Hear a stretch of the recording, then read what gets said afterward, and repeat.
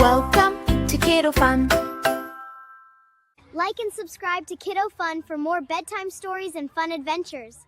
Ollie the Little Owl and the Missing Moon. Ollie loved flying every night.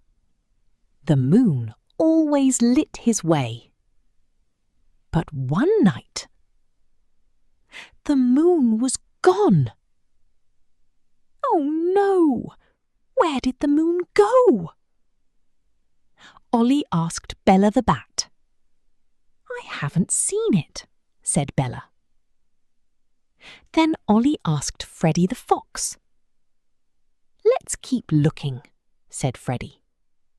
Together they crossed tiny streams and quiet hills.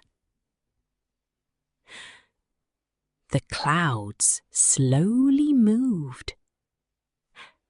Then a little light appeared. The moon! Shouted Ollie. It had been there all along. Everyone smiled. Ollie learned sometimes wonderful things are only hidden. Good night. The end. Be patient. Keep believing. Sometimes good things are just hidden.